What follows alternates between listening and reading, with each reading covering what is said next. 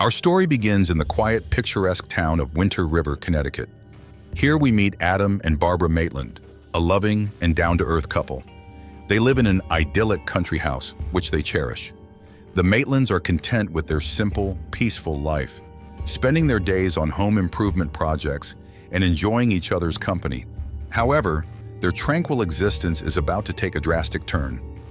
One day, while heading into town to pick up supplies, Adam and Barbara find themselves in a tragic accident. Their car swerves off a bridge and plunges into the river below. Struggling to make sense of what just happened, they find themselves back at home, soaked but seemingly unharmed. It isn't long before they realize that something is terribly wrong.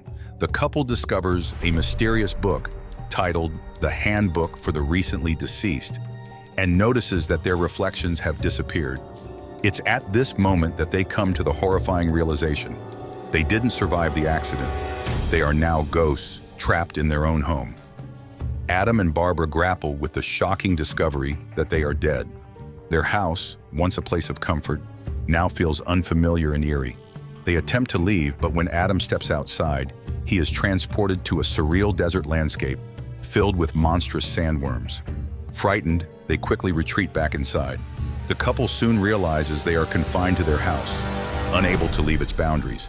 As they begin to explore their new reality, they struggle to make sense of the Handbook for the Recently Deceased, which is filled with cryptic instructions and bureaucratic language. It's clear they are on their own in figuring out the rules of the afterlife. The Maitland situation becomes even more complicated when their home is sold to the Deetz family. Charles Deetz, a real estate developer recovering from a nervous breakdown, moves to Winter River with his eccentric, artistically obsessed wife Delia and his goth, death-obsessed teenage daughter Lydia. The Deetzes are a stark contrast to the Maitlands. Where Adam and Barbara are simple and traditional, the Deetz family is modern, chaotic, and unconventional. Delia immediately begins to impose her outlandish artistic vision on the house, much to the Maitlands' dismay.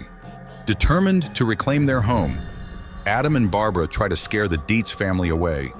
They pull out all the stops, transforming themselves into ghostly apparitions, rattling chains and creating eerie noises.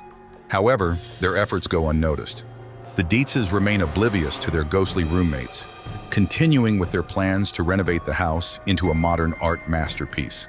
Frustrated and desperate, the Maitlands realize they need help. They consider the idea of hiring a professional, a bioexorcist, to get rid of the living occupants. Before taking any drastic steps, the Maitlands seek advice from their caseworker, Juno. Juno is a no-nonsense, chain-smoking bureaucrat who explains the complexities of the afterlife. She warns them about Beetlejuice, a rogue bioexorcist with a bad reputation. Despite her warning, Adam and Barbara are intrigued by the idea of Beetlejuice's unconventional methods. Desperate to rid their house of the Deetzes, they decide to summon Beetlejuice, whose name must be said 3 times to call him forth. Beetlejuice, played by the enigmatic Michael Keaton, is finally introduced. A crude, wild, and unpredictable character. He resides in a model cemetery within the Maitland's miniature town model, where he's been waiting for the opportunity to cause some mischief. Beetlejuice's entrance is as chaotic as his personality. He's full of energy, with a twisted sense of humor and a penchant for trouble. The Maitlands soon realize that they may have bitten off more than they can chew by summoning him. Beetlejuice quickly sets his sights on the Deetz family, concocting a series of outrageous and frightening schemes to drive them out of the house. His methods are far from subtle.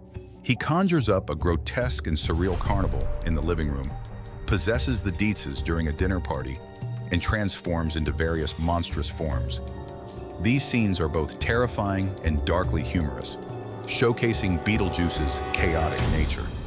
The Maitlands, initially amused by Beetlejuice's antics, soon realize that his methods are far too extreme. Meanwhile, Lydia Deetz becomes increasingly aware of the supernatural presence in the house. Unlike her parents, Lydia is attuned to the paranormal and soon discovers the existence of Adam and Barbara.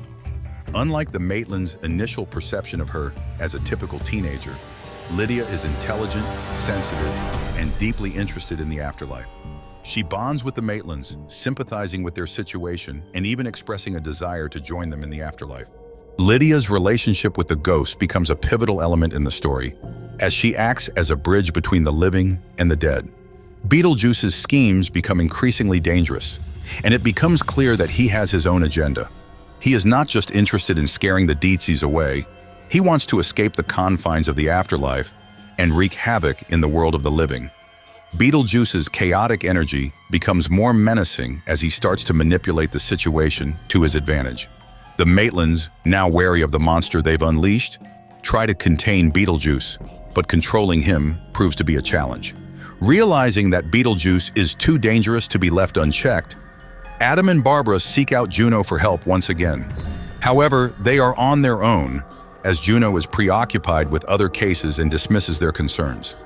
The Maitlands must find a way to deal with Beetlejuice and protect Lydia, who has become a target of Beetlejuice's manipulations.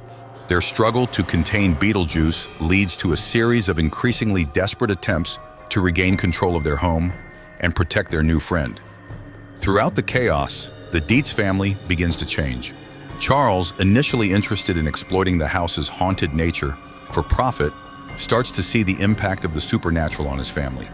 Delia, despite her eccentricities, becomes more aware of the strange occurrences in the house. Even the initially skeptical Charles starts to take the ghost seriously. Lydia, on the other hand, becomes more determined to help the Maitlands and stop Beetlejuice. The Deetzes, once oblivious to the ghosts, are now fully aware of the supernatural forces at play in their home. Beetlejuice, now fully unleashed, becomes increasingly bold in his attempts to manipulate both the living and the dead. The Maitlands, along with Lydia, must devise a plan to stop him once and for all. The stakes are higher than ever as Beetlejuice's antics reach a fever pitch. The film builds to a thrilling climax where the characters must confront Beetlejuice's true power and put an end to his chaos. Beetlejuice is a masterful blend of dark comedy, supernatural horror, and quirky characters. The film's unique visual style, memorable performances, and offbeat humor have made it a beloved classic.